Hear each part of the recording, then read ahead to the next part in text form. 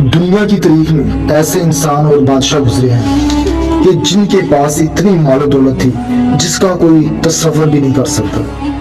लेकिन आज की इस वीडियो में हम आपको ऐसे शख्स के बारे में बताएंगे जो दुनिया में सबसे अनोखा और अमीर तरीन इंसान था, जिसकी दौलत का आज तक कोई मुकाबला नहीं कर सकता। प्यारे दोस्तों, करून नामी एक शख्स का जिक्र मिलता है जिसको अल्लाह तबारक तआला ने बेहिसाब मालो दौलत और खजानों से नवाजा था।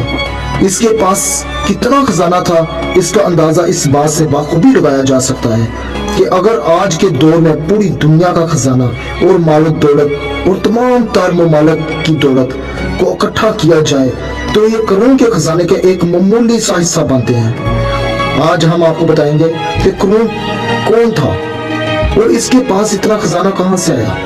अल्लाह ताला ने करून को इतनी नेमतों से नवाजा था, इसके बावजूद करून ने ऐसा कौन सा काम किया कि अल्लाह तबारक तआला ने इसके खजाने समेत जमीन के अंदर दरसा दिया।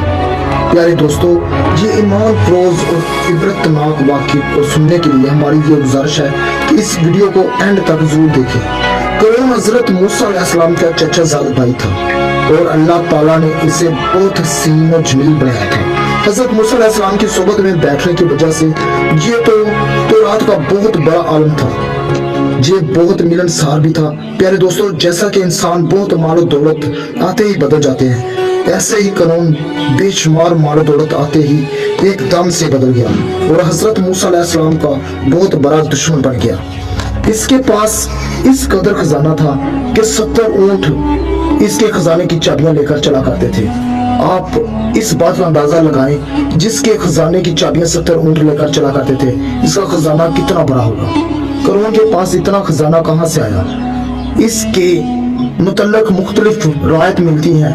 एक रवायत के मुताबिक करून हजरत मूसा की सोबत में बैठा करता था और वहां से इसने इल्म किमियाई हासिल की, जिसकी मदद से ये लोहे और मिट्टी को सोना बनाने में कामयाब हो गया और इस तरह ये सोना बनाता दुनिया का सबसे अमीर तरीन शख्स बन गया। इधर जब अल्लाह तबारक तआला ने हजरत मूसा की तरफ ज़कात का हुक्म नाज़िल फरमाया और हजरत मूसा ने करून को ज़कात देने का कहा, पहले तो करून ने हजरत मूसा के सामने इस बात का इकरार कर लिया कि वो अपने माल का 1000वां हिस्सा ज़कात देगा। और जब करून ने अपनी दौलत का हिसाब लगाया तो ये बहुत बड़ी रकम बनती थी, तो करून लालच में आ गया और हुक्म मानने से इनकार कर दिया और बनी इसराइल को लोगों को कहने लगा कि हजरत मूसा ज़कात के नाम पर तुम्हारे माल और दौलत पर कब्जा करना चाहता है और तुम्हारे माल हथियाना चाहते हैं। इस तरह इस बदबख्त ने हजरत मूसा अलैहिस्सलाम की ख्वाब लोगों को भड़काना शुरू कर दिया। इस बदबख्त ने हजरत मूसा पर ऐसे इल्जाम लगाए कि माज़अल्लाह कौम हजरत मूसा के खिलाफ हो जाए और इनसे नफरत करने लगे और अल्लाह ताला ने हजरत मूसा को तमाम तर इल्जाम से बरी रखा।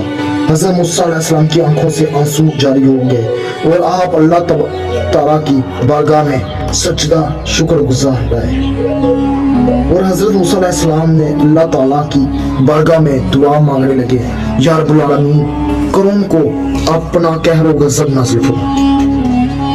इसके बाद हजरत मूसा ने बड़े मजमे में ये ऐलान किया कि बनी इसराइल में से जो करून के साथ हैं वो करून के साथ हो जाए और जो मेरा साथी है वो मेरे साथ हो जाए। चनाचे लोग आ गए। 2 अफराद के अलावा 2 ऐसे अफराद थे जो करून के साथ खड़े रहे।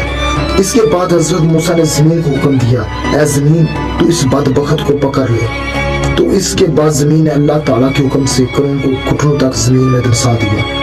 तो हजरत मूसा ने जमीन को यही हुक्म फरमाया और जमीन अल्लाह ताला के हुक्म से करून को और इसकी मालो दौलत के साथ निकल गया और इस तरह करून का गुरूर और तकब्बर और इसका मालो दौलत जमीन के अंदर दरस गया। जैसा कि अल्लाह तबारक तआला इस बात की तरफ इशारा करते हैं कुरान पाक में, यह इरशाद फरमाता है, जो लोग कुफ्र करते हैं हर इस चीज से जो अल्लाह तबारक तआला ने उन्हें अपने फजल से दी, हरगिज़ वो अपने लिए इसे अच्छा ना समझे, वो इनके दिन इनके गले का तोड़ होगा और अल्लाह ही ज़मीन और आसमान के खजानों का वारिस है। बेशक अल्लाह हर चीज पर कादिर है।